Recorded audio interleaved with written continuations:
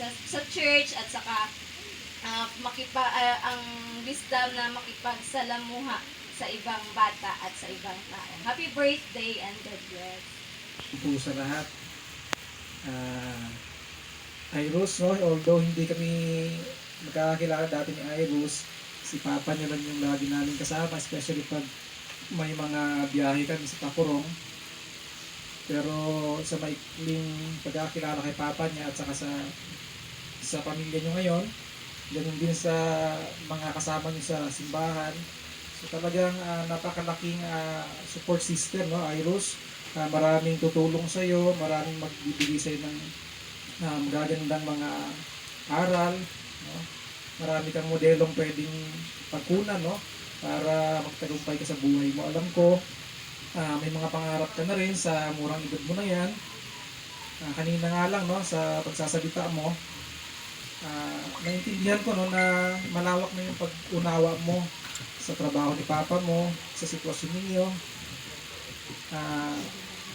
Salamat sa Panginoon, no, at ikaw ay batang matalino. Kung di ako nagkakamali, no, nakasulat din sa Bible na ang pangunahing utos is yung igalang ang magulang, no? At pag ginawa natin yun ay hahabang ating buhay. So maraming salamat, Iros. Patuloy na maging behave na bata at saka ituloy yung mga pangarap sa buhay. God bless at happy birthday. Ay, Iros. Rain Iros Gabriel. Ay, Iros. Okay, kuya. Kasi kanina ang sabi mo, wala kayo forever. Wala forever si Papa.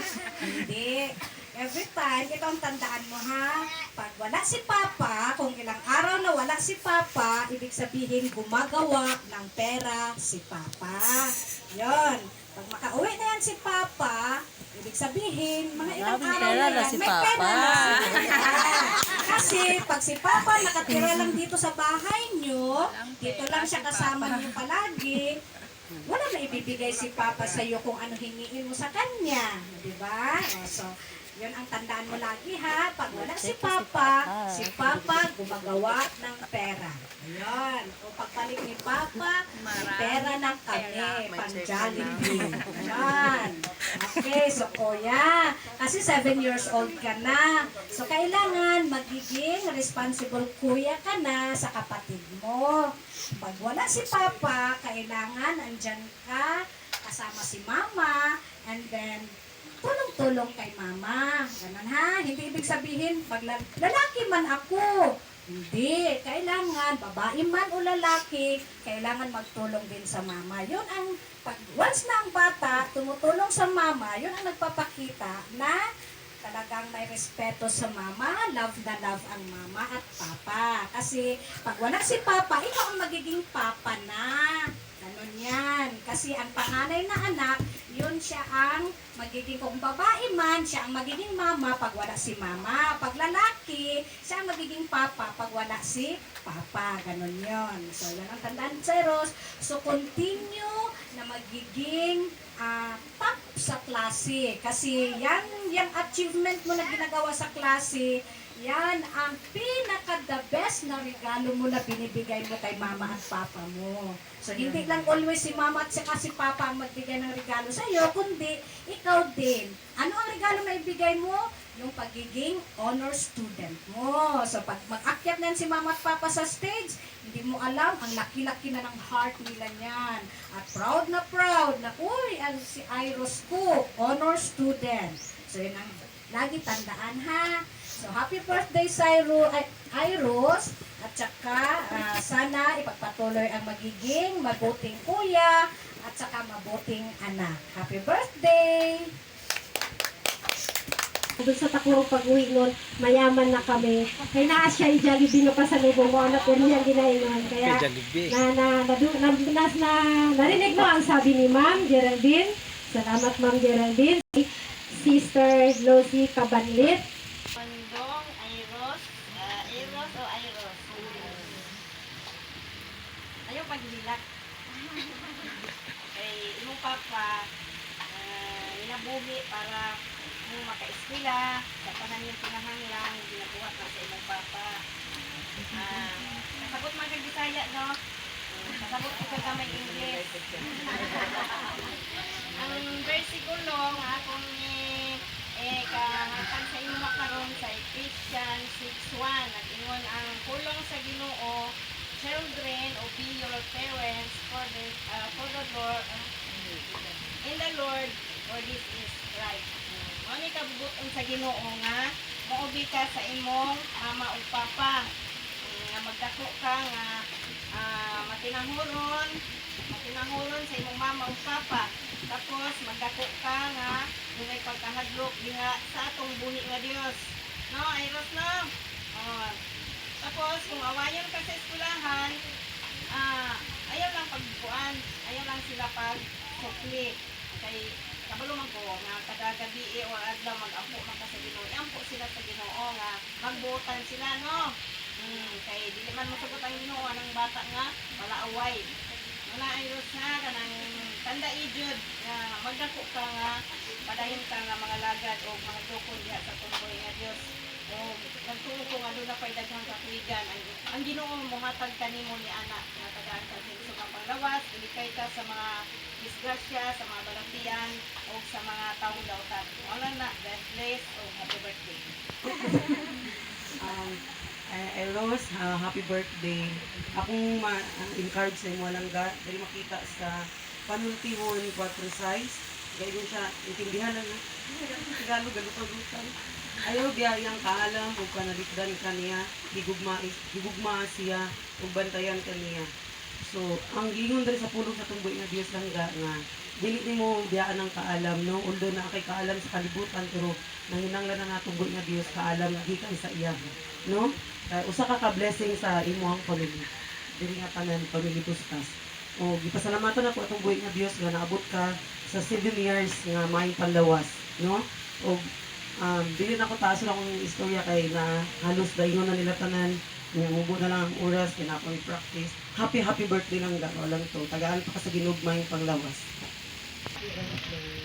Sinong crush mo? May crush ka na ba? Ay, wala pa. Okay, first, did you say thank you to your mom and dad?